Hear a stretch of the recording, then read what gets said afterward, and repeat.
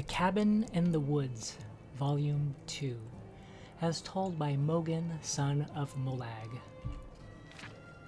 Late one night a few seasons ago, a soldier was returning home after several bloody battles.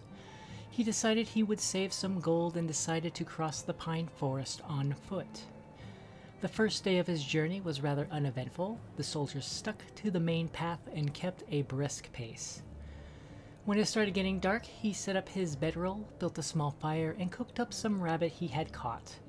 A fine day indeed, he thought to himself as he fell asleep. Partway through the evening, the soldier was woken up by soft sobbing in the distance. He grabbed his sword, assuming it to be a bandit trick, but pretended to sleep so he could get the jump on them. After a few minutes, the sobbing started moving away from his camp until he could no longer hear it. For the rest of the night, slept with one eye open. Day 2, the soldier awoke from what rotten sleep he could catch and started off through the forest at a quicker pace, intending to put distance between himself and whatever he had heard last night. As the day went on, it began to rain heavy, so the soldier built himself a little shelter for the evening so he could remain dry while he slept. It took him a little longer to fall asleep with thoughts of the previous night fresh in his mind, but he eventually slept. This time he awoke to sobbing that sounded like it was right outside his shelter. The soldier grabbed his sword and crawled out of the shelter. In front of the fire he saw the back of a ghostly woman sobbing into her hands. The soldier mustered his courage and asked her what was wrong. No answer.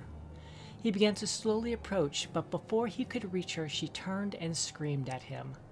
The ghostly woman raised an axe and began to run at the soldier, disappearing before she made contact.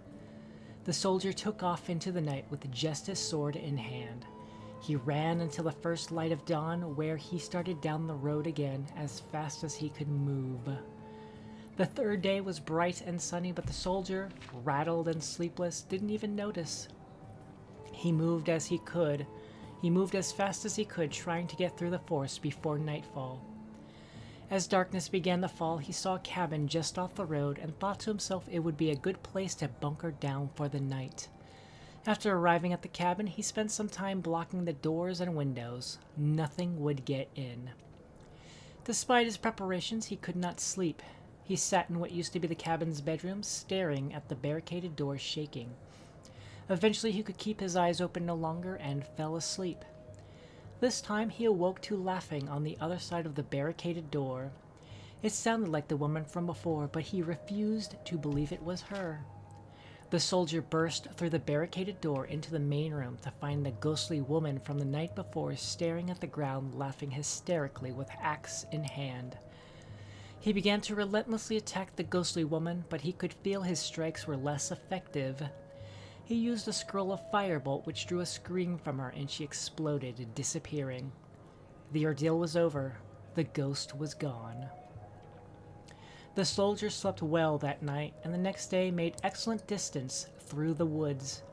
As the sun began to set, he came out on the other side of the forest and looked back, remembering the days before. As he turned and started walking away from the woods, he could swear he heard the sobbing again.